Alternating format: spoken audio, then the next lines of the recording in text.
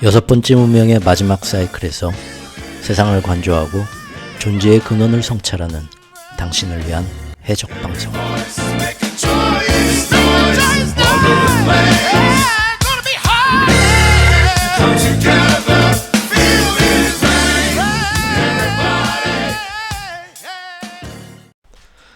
비트코인의 과열 속에는 불안한 한국 경제가 숨어 있는 것 같습니다. 지난 11월 한 달 만에 비트코인 너무 빠르게 올라 버렸습니다. 그런데 지금 이 가격이 적정한 가격인가 어떤가를 누가 어떤 식으로 산정할까요? 놀랍게도 암호화폐에는 다른 자산들과 달리 적정 가격을 산정하는 근거가 없습니다. 그래서 오르면서도 항상 불안하게 됩니다. 그런데 비트코인은 지난 1년 동안, 특히 2024년 들어서 그동안 전 세계인들이 비트코인을 얼마나 구글에서 관련 그 키워드들을 검색하는지를 보는 구글 트렌드, 한마디로 그 자산 상품에 대한 사람들의 관심을 보는 거죠. 그런 구글 트렌드가 그 이후로 제대로 올라온 적이 없었습니다. 그리고 지난 1년 동안 제 채널에서 가끔 비트코인에 대한 기사들을 가져와서 살펴봤을 때 그동안 상품 시장에서 ETF 시장 같은 데 들어온 현금 자금 흐름 같은 거, 월가에서 나온 보고서들을 봤을 때 이미 금년에 다른 나라, 특히 미국 사람들은 별로 들어오질 않았는데 한국인들이 전 세계에서 제일 많이 비트코인 시장에 들어온 것을 알 수가 있었습니다. 그래서 금년 중반까지도 종종 비트코인 가격은 순전히 한국인들이 끌어올리기도 하고 끌어내리기도 한다는 보도가 종종 월가에서도 나왔었습니다.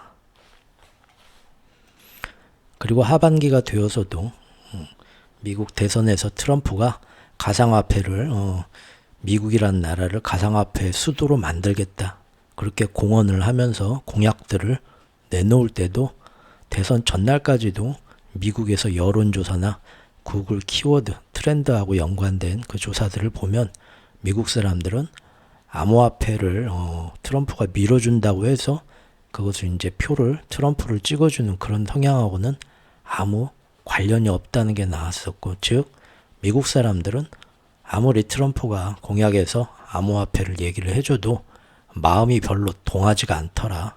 암호화폐에 대한 관심이 확실히 예전하고는 다르게 저렇게 많이 다시 반등해서 가격이 올라와 있는데도 그래도 별로 신경들을 안 쓰더라.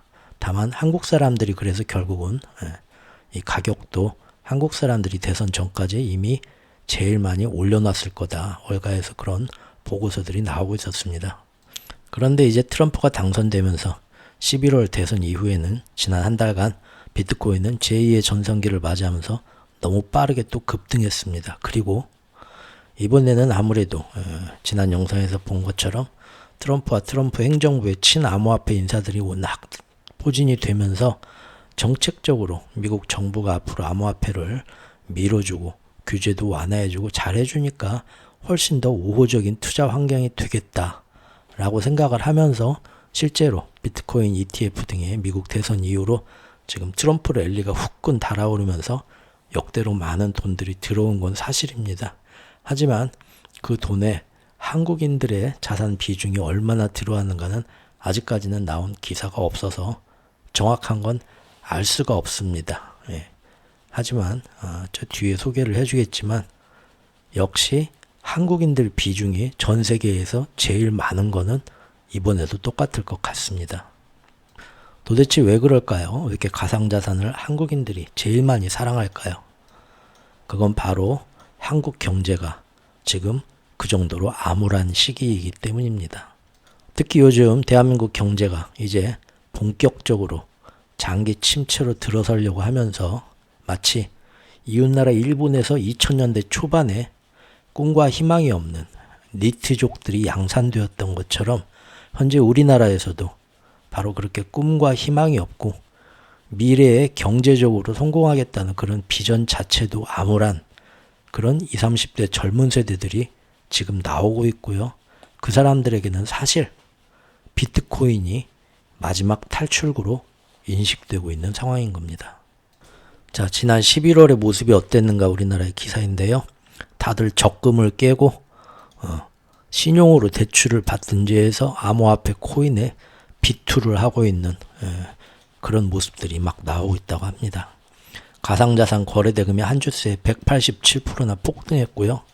서학개미도 1000억 불대의 미국 주식에 투자를 하고 있고, 국내 코스피 코스닥 이제 아무도 안 하죠. 그런데 지난 11월에 마이너스 통장 대출이 보름 새에 7,800억이나 껑충했다. 이제는 빚 얻어서 부동산 투자 안 하죠. 지금 마지막 희망이 뭐냐, 젊은 세대들에게 빚을 내서라도 지금 이 흐름을 타야 된다. 암호화폐 열풍, 그리고 미국 주식에서 테슬라 같은 거 열풍을 타서 미래의 어떤 자산을 지금 만들어 놓지 않으면 대한민국에서 앞으로의 미래가 불투명하다라는 불안감들이 있다는 겁니다. 자, 이 여론조사를 보면은 결혼에 의향이 있다, 잘 모르겠다, 결혼에 대해 전혀 생각이 없다, 이런 비율을 볼 때 이미 옛날 그 일본에서 결혼도 안 하고 직장도 안 가지고 차도 안 사고 집도 안 사고 그냥 평범하게 소박하게 살려는 그 니트족 같은 모습이 이미 한국에서 나왔다는 겁니다. 오히려 일본은 거기에서 지금 회복이 됐죠. 니트족들이 이제 없어졌습니다. 이제 우리가 근데 몇십 년 뒤에 일본 모습을 이렇게 따라가고 있다는 거죠. 결혼을 안 하는 이유도, 가장 큰 이유는 결국 경제 문제입니다. 이렇게 암울한 20, 30대의 불안한 자화상이 있는데 거기에 지금 비트코인의 화려함은 대조적으로 더 돋보이죠. 그래서 사람들에게 꿈과 희망을 주고 모두가 이쪽으로 몰려가는 것 같습니다. 최근에 고용을 보면 2024년도 들어와서 사실 2022년도부터 2023년 작년하고 올해까지 신규 채용 일자리 수가 우리나라에서 이렇게 뚝뚝 떨어집니다. 근데 그 중에서도 20대 이하의 신규 채용 일자리 수가 가장 많이 떨어집니다.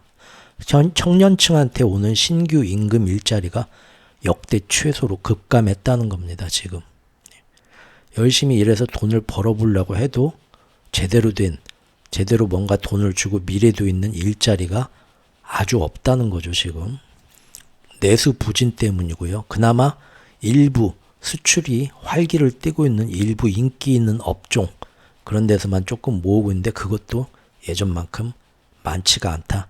전체 일자리 수도 지금 여기 보시면 2022년에 정점을 찍고 계속 떨어지고 있습니다. 지난 2년 동안 한국 경제가 제일 심하게 지금 망가지고 있죠. 오히려 지금 일자리 수가 코로나 시기보다 적다고 합니다. 가장 최근에 나온 통계청의 지난 10월 산업 동향을 보면은 생산, 소비, 투자, 고용까지 네 가지가 모두 쇼크로 제일 안 좋게 나왔습니다. 경기 침체의 신호죠. 건설업은 6개월 연속 부진이고 소매 판매도 2달째 줄고 있고요. 취업자 증가 폭도 굉장히 예상을 밑돌고 있고요. 금년 7월부터 모든 게 시작됐죠. 금년 하반기부터 주식시장도 그러고 국제 정세의 흐름도 그때부터 취약이 되었고요. 우리나라한테 지정학적인 문제, 갈등, 긴장도 그때부터 아주 안 좋아졌고요. 외국인들의 자본 탈출도 그 이전에 다 끝나고 엄청나게 많이 지금 빠져나가고 있고 그러고 있습니다. 그 전까지는 가계부채에서 부동산에 관련된 주담대 그 빚이 문제가 됐었는데 지금은 최근 1, 2년 동안 너무 많은 자영업자들이 폐업을 했습니다. 빚을 떠안고서 폐업을 했기 때문에 지금 IMF에서도 우리나라 한국 가계부채가 선진국 중에 위험수위다, 이런 식으로 가면 금융위기가 올 수도 있다고 경고를 하고 있는데, 가장 크게 문제가 되던 아파트 대출, 주담대뿐만 아니라 지금 이제 자영업자들이 다 빚쟁이가 돼서 폐업을 하는데 이 가계부채도 큰 문제다라는 겁니다. 빠져나갈 구멍이 안 보이죠?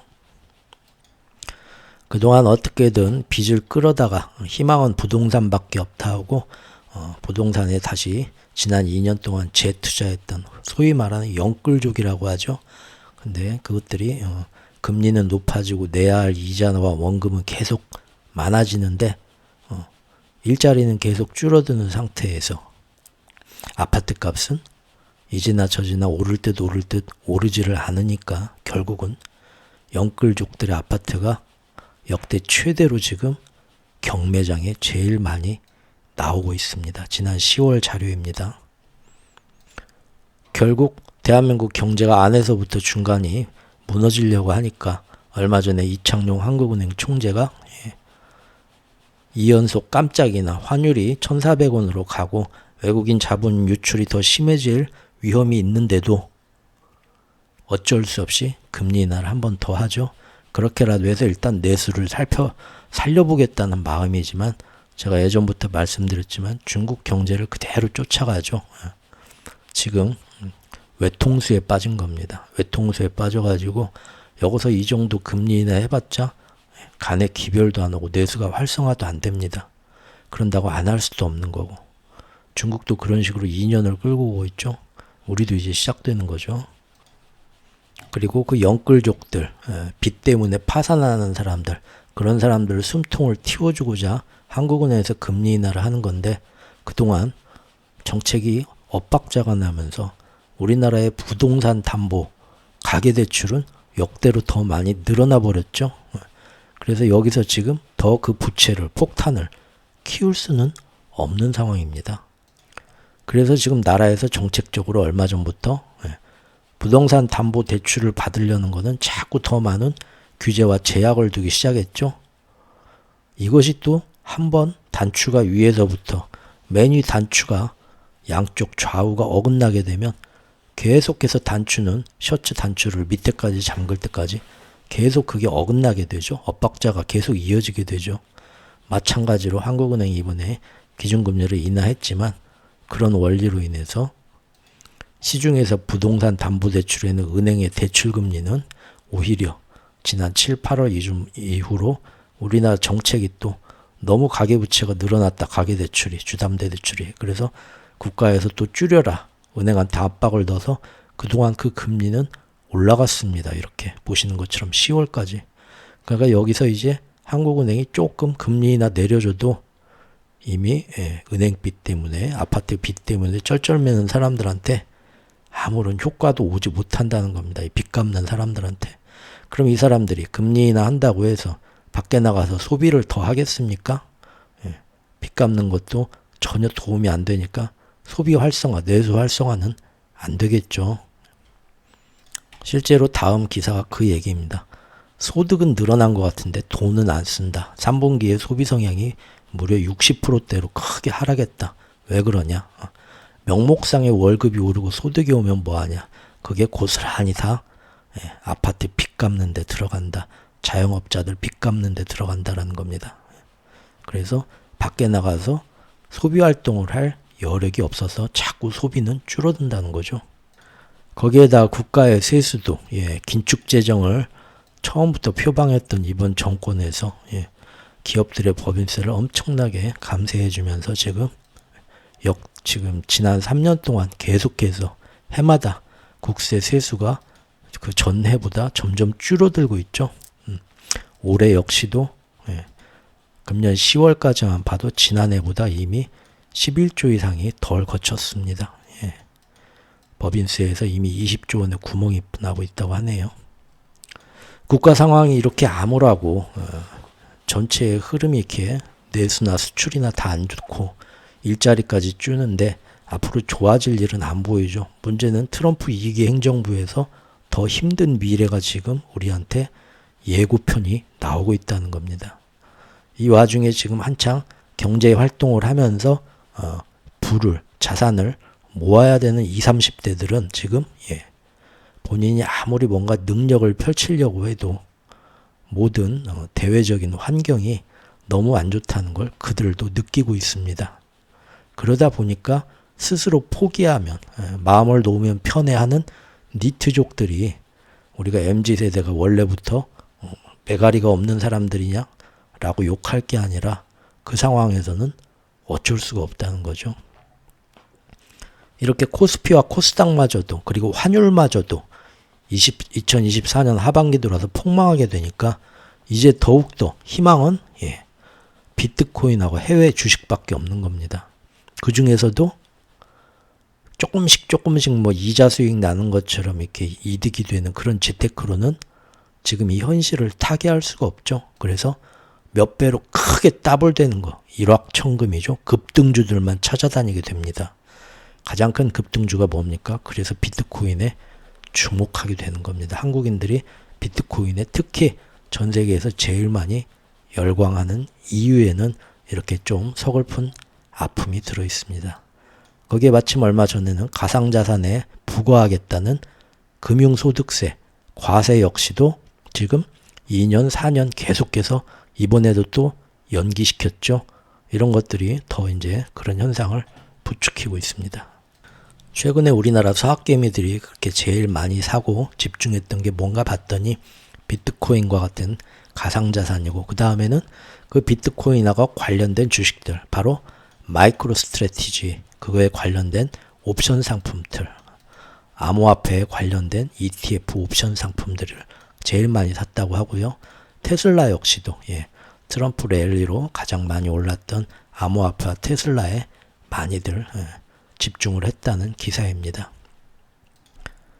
반면에 이제 반도체주 반등, 그 다음에 엔비디아도 다시 또 날아갈 거다 하고 기대하면서 들어왔던 돈들은 일주일 만에 이건 조금 이상하다 하고 다 팔고 나갔다라는 얘기입니다.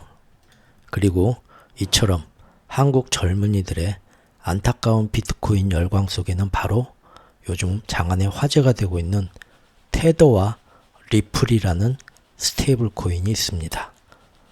거기에 대해서 살펴보겠습니다.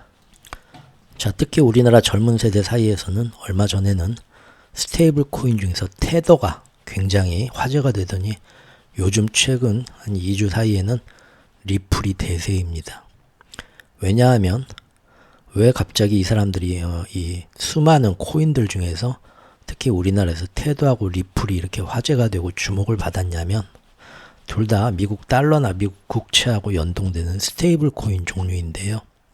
테더 같은 경우에는 이 앞전의 영상에서도 잠깐 소개시켜드렸지만 미국의 차기 상무장관으로 지명된 러트닉이라는 사람이 자기가 운영하고 있는 투자은행이 있는데, 그 투자은행이 이미 예전부터 테더라는 스테이블 코인을 발행하는 회사에 많은 투자를 하고 있고, 또 이 상무장관으로 지명된 이 사람이 그 테더라는 가상화폐 업체에 사회이사, 상임 고문 같은 걸로 명예직같이 그 이사로 들어가서 거기에서 수수료와 고문료까지 받고 있다는 겁니다. 굉장히 서로 유착이 많이 된 업체죠. 이 사람이 당연히 그러니까 앞으로 나쁘게 얘기하면 정경유착이죠. 원래는 미국도 그 공명정대한 어떤 가치를 실현시키기 위해서 공직자가 자기하고 관련 있는 회사에 유리한 정책을 내놓을 수 있는 직책에 들어간다 하면 그 전부터 누가 시키지 않아도 알아서 거기하고 관계를 깨끗이 정리하고 혹은 다른 데서 그거를 규제하고 감사하고 그랬었단 말이에요. 그런데 트럼프 정권 1기에서 그런 모든 거를 다 전례를 다 깨버리죠.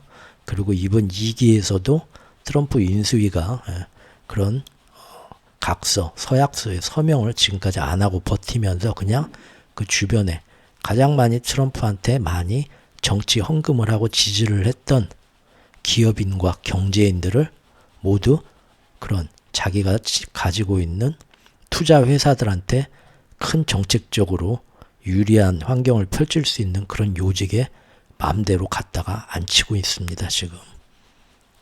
그래서 더욱더 테더가 한때 난리가 났던 거죠. 이 사람이 테더의 가격이 오르면 좋아할 수 있는 이 사람이 상무장관이 된단다. 다음 차기 행정부에서 이러니까 훨씬 화제가 되면서 올랐던 것이죠. 그 다음에는 최근에는 리플입니다. 리플이라는 역시 스테이블 코인 역시 그 리플이라는 가상화폐를 발행한 업체의 CEO가 있는데, 그 CEO가 트럼프한테 아주 많은 정치 헌금을 그동안 해왔습니다. 그런데 트럼프가 당선이 되더니 앞으로 백악관 내부에, 트럼프 행정부에서 백악관 내부에 직속으로 친암호화폐 기구를 하나 더 정치기구를 만들 것이다. 근데 그 자리에 누구를 앉힐 것이냐 하는데 바로 자기한테 많은 정치 헌금을 해준 리플이라는 업체의 CEO를 앉힐 것이다 라는 보도가 월스트리트 저널지 같은 데서 아주 유력하게 지금 나오고 있습니다. 즉 정경유착의 본보기겠지만 그래도 결국은 해당 스테이블 코인들이 그래서 더욱더 대세가 될 거라는 희망이 아주 크게 작용하고 있는 것입니다. 자, 리플은 지난 한 달 새에 5배나 급등했다고 합니다. 그런데 원래 지난 6년간 다른 가상자산들이 오를 때 리플은 한 번도 제대로 오른 적이 없어가지고 국내에서는 그동안 별명이 리또속이었다고 하네요. 리플의 또속냐 하고. 그런데 지금 순전히 지난 한 달 동안 갑자기 제일 많은 화제의 중심이 되면서 급등한 이유는 역시나 바로 이 CEO 때문이다. 이 CEO가 발행한 리플을 발행한 이 업체 리플랩스는 코인베이스와 함께 이번 대선에서 트럼프 전 대통령을 지원한 가장 큰 후원자 중에 한 명이었다. 그리고 이미 대선 직후에 트럼프가 딱 당선되자마자 이 CEO 브래드 갈링하우스가 트럼프 대통령 당선인을 전화도 아니고 직접 만나서 나한테 내가 그렇게 많이 돈 투자하고 당신 밀어줬으니까 이거 부탁 하나만 좀 들어주십시오 하고 서로 간에 이미 얘기가 오갔다는 소문이 자자했었다. 그래서 지난 한 달 동안 엄청나게 오른 거죠. 그 청탁들은 무엇이겠느냐? 바로 리플이라는 이 토큰에 대해서 증권거래위원회로부터 어떤 소송을 당해갖고 수년간 그 법적인 문제가 있었는데 이것 좀 해소시켜줘라 부탁을 했겠죠. 마침 지난 영상에서 본 것처럼 SEC의 겐슬러 위원장 자르고 다음부터 친암호화폐 인쇄가 이제 들어올 거니까 이 문제가 해결될 거다 다들 기대를 하는 거죠. 또 리플에 대한 규제들, 현물 ETF 출시도 앞으로 순조롭게 될 거다. 그리고 무엇보다도 아까 얘기한 것처럼 백악관에 신설될 것으로 예상되는 가상화폐 전담팀 대장으로 이 인간을 앉힌다는 얘기가 있다 하니까 지금 리플이 난리가 난 거죠. 사실 트럼프 옆에 바짝 붙어갖고 수혜를 볼 걸로 예상되는 일론 머스크의 테슬라보다도 리플의 CEO의 이 효과가 지금 더 크게 지금 나오고 있는 것입니다. 그리고 역시나 이런 정치적인 소식과 연관되어서 지금 가장 많이 흥분하고 기대하고 그래서 리플과 테드에 가장 많은 돈을 투자한 사람들은 역시나 누구였냐? 이번에도 한국인들이었다라는 소식이 어제 나왔습니다. 코인데스크에서 자기들의 그 자료를 분석해서 나온 기사인데요. 리플 가격 지난 한 달 동안 5배 오른 것은 순전히 한국 개미들의 힘이었다. 왜냐하면 전 세계에서 들어오는 리플에 들어오는 자금 흐름들을 자기들이 나름 추적을 해봤는데 어디에서 제일 많이 들어왔냐? 한국에 있는 업비트라는 거래 플랫폼에서 제일 많은 돈이 들어왔다. 전체 리플 거래량의 27% 거의 3분의 1이 거기에서 들어왔다. 결국 한국 사람들이 리플 가격에 지금 투자하고 배팅하고 끌어올린 것이 30% 정도를 차지했다는 거죠. 전 세계에서. 참 대단한 거죠. 이건 역시 내년 내후년 계속적으로 우리나라에 장기 불황이 올지도 모르는 이 암울한 현실 속에서 사람들이 현실을 타개하기 위한 기대치로서 지금 얼마나 비트코인에 집중하고 있는지를 알 수 있는 현상 같습니다. 자, 이처럼 금년 가상화폐 시장의 가장 큰 손은 한국인들이었고요. 그리고 지난 11월부터 찾아온 암호화폐 제2의 전성기에도 역시나 한국인들의 돈이 제일 크게 움직이고 있습니다. 앞으로 계속해서 암호화폐 시장이 정말로 트럼프 행정부에 지금 쫙 깔리게 된 친암호화폐 인사들 덕분에 계속해서 잘 나가게 될 거란 게 지금 예상되는 시점에서 앞으로 계속 정말로 암호화폐 가격들이 올라가면 좋겠습니다.